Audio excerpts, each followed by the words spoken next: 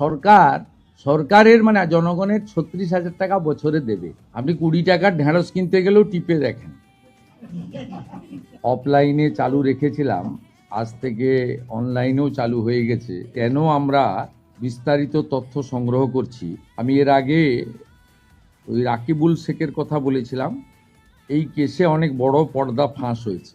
Baharampur PS case number 843-এ 2026, এখানে এখনো পর্যন্ত 22টা ফলস অ্যাকাউন্ট পাওয়া গেছে, যেখান থেকে মহিলারা নয় পুরুষরা লক্ষ্মীর ভাণ্ডারের টাকা নিচ্ছে, এবং এটা অনেক বড় সংখ্যা হবে। যত এটা আরও আমরা তদন্তের গতি পুলিশকে বাড়াতে বলেছি। 22টা অ্যাকাউন্টের মধ্যে 1 account is linked to Rakibul Sheikh. 15টা অ্যাকাউন্ট পাওয়া গেছে মুস্তাফিজুর রহমান এবং তার স্ত্রী তুহিনা। এরা 15টা অ্যাকাউন্ট চালাচ্ছেন লক্ষ্মীর ভাণ্ডারে। 6টা অ্যাকাউন্ট পাওয়া গেছে তারিকুল রহমানের।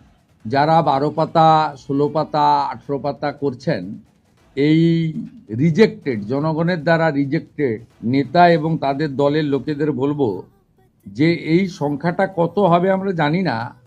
অবৈধ অনুপ্রবেশকারীরা তো পাচ্ছেন, তার সাথে সাথে হাজার হাজার তৃণমূল কংগ্রেসের নেতা যারা মহিলা নন বা এই কর্মসূচির আওতায় আসেন না, তারা লক্ষ্মীর ভাণ্ডার লুট করেছেন। সেটা আমরা পেয়েছি। আমরা কাউকে ছাড়বো না।